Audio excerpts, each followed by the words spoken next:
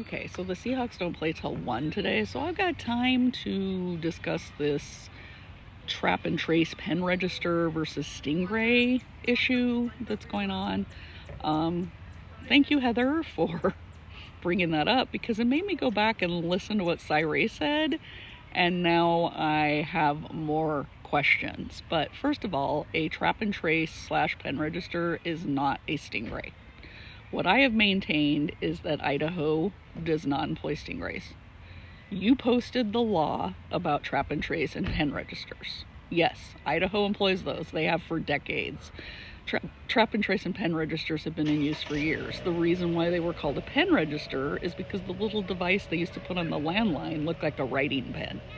And if they're not employing it on a landline, how they do it through the cell phone is they contact the cell phone carrier, and the carrier gives them the information in real time. So pen register captures all the phone numbers of outgoing calls. Trap and trace captures all the phone numbers of incoming calls. So what was happening is they were getting in real time from AT&T anytime Koberger was making or receiving a phone call. It's not the same as a wiretap, not the same as a Stingray. A Stingray is a cell site simulator, and that tricks all the cell phones in the area to connecting to that tower, and then it can capture the numbers they're calling or receiving. Pen registers, trap and trace are very specific. The warrant has to be taken out for a specific phone number, and the phone company has to be involved in the process. That's why there's constitutional issues with Stingrays.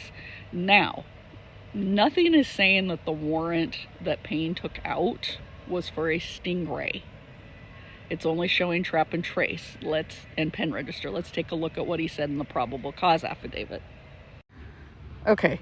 It says, on December 23rd, 2022, I was granted a search warrant for Koberger's historical CSLI from June 23rd, 2022 to current. Prospective location information and a pen register trap and trace on the 8458 phone to aid in efforts to determine if Koberger stalked any of the victims, in this case prior to the offense, conducted surveillance on the King Road residence, was in contact with any of the victims' associates before or after the alleged offense, any locations that may contain evidence of the murders that occurred on November 13th, 2022, the location of the white Elantra registered to Koberger, as well as the location of Koberger. Now, if you'll notice, that was very specific again to the 8458 phone number. That means it was not a Stingray. That was something they had to get a warrant from AT&T about. So the real-time data. What's interesting is we can't find that warrant for the 6-month look back. It's not filed, on the Idaho cases of interest page. Only the 48-hour one is on there. The 6-month look back, for whatever reason, is not on there. I did find one warrant protection order that I think could be for it, but it doesn't show the actual warrant. Let me show you. So this fourth one down is an order to seal for AT&T. So there is a warrant for AT&T that was for, but the warrant just isn't attached. So here's the front page on that, and that's actually a extension on the sealing of the warrant dated February 27th, 2023, and the original sealing was dated January 7th, 2023 at 9:14 a.m. And Ashley Jennings put in for that to be sealed on January 6th.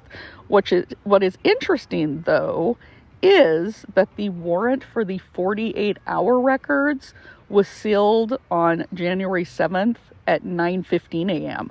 So that other warrant was sealed at 9:14 a.m., which is what makes me think it was the 6-month look back and the pen register trap and trace. But for whatever reason, the warrant is not attached to that sealing document for us to look at. So that kind of raises some more questions for me. Now I'm going to play some of Stingray's testimony at the motion to compel hearing as it relates to this warrant that Brett Payne took out. And I'm going to stop it where I found some things interesting. December 23rd, but there was also a real-time pen register that was added that extended, I want to say, to the end of December, maybe very first of January. What's a real-time pen register? So the second search warrant asked for a couple of different things. Historical records going back to June 23rd to the current date, which was December 23rd.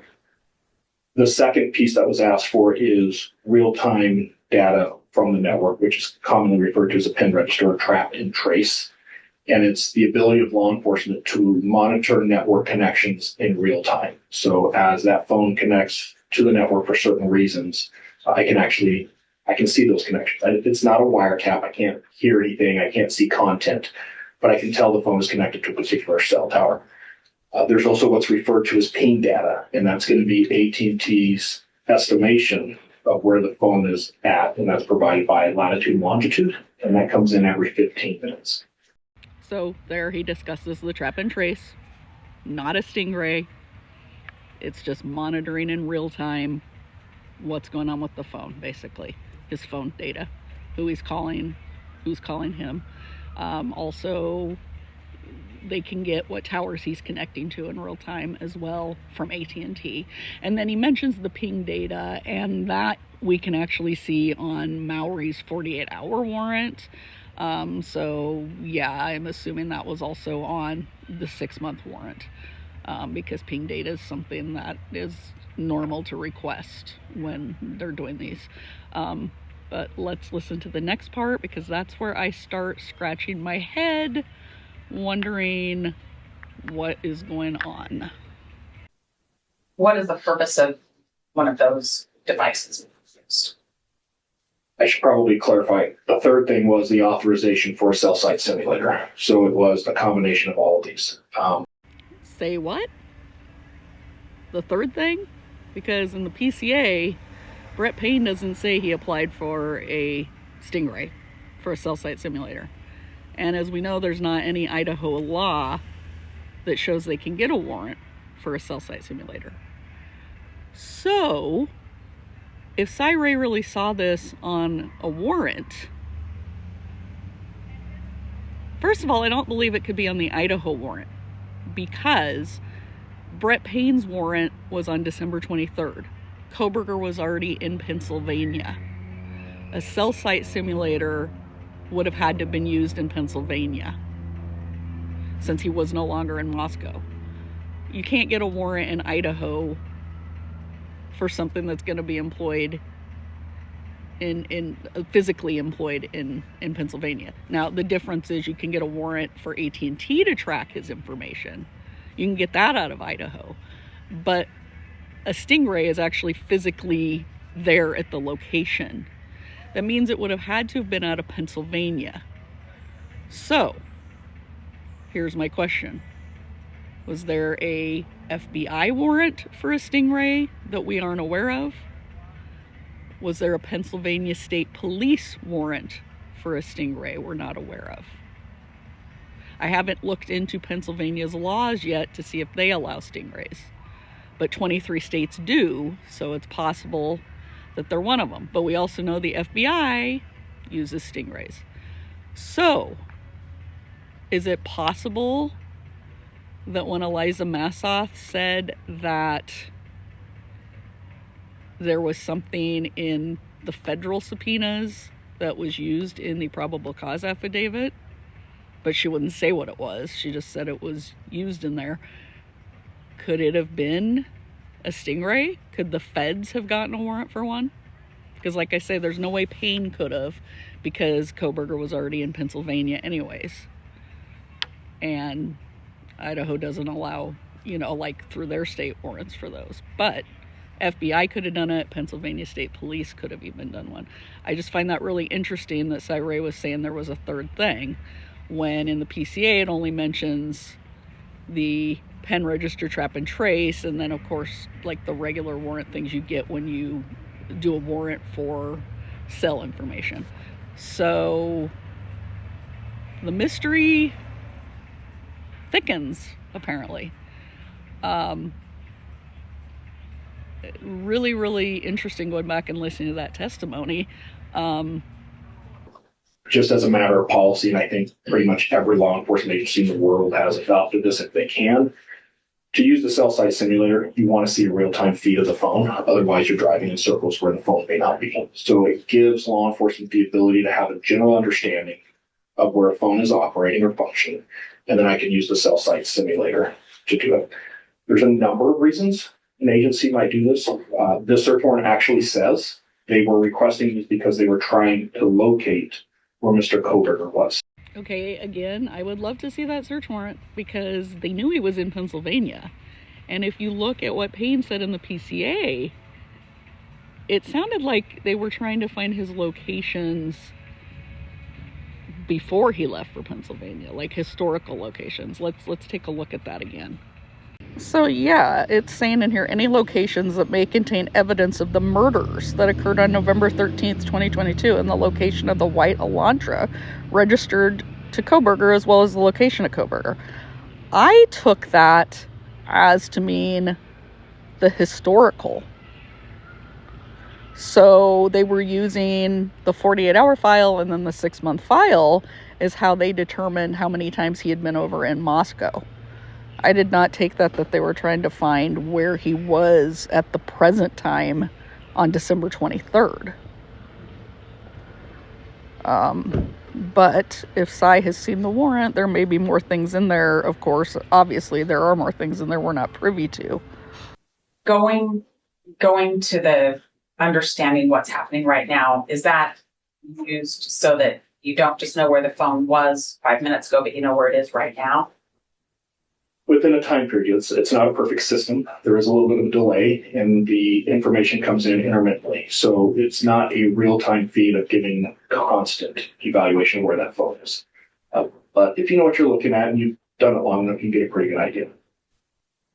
I heard you say that this is to try to find out where Mr. Koberger is.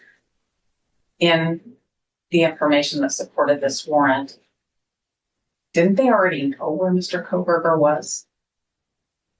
I reviewed a lot of documents that clearly state not only did they know where he was, they had a surveillance team with eyes on.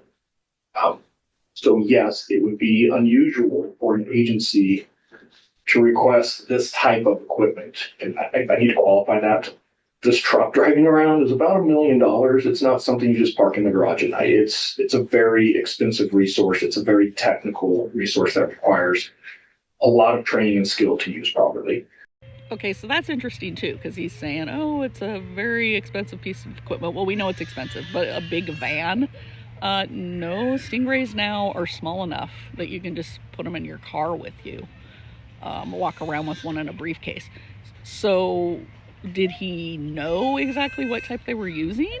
If they were using the big van, that sounds like the FBI. Because I'm telling you, that's not anything that Idaho has or has employed. But if there really was a Stingray employed, who did the warrant? Because it obviously didn't come out of Idaho. So was it the FBI? Was it Pennsylvania State Police? But also, what was the need for it? Because they already had a trap and trace and a pen register. So they already knew in real time who he was, what numbers he was calling and what numbers he was receiving. So what would be the point of a Stingray? Or were they trying to gather who his family was calling, like his mom and dad or the neighbors? I don't, that's not making sense to me that they would need to utilize a Stingray in Pennsylvania in this case. So I'm curious what Stingray saw, what he was bringing up in that hearing, because all the information we publicly have was that no Stingray was applied for. So this is going to be interesting going forward. Let me know what you think.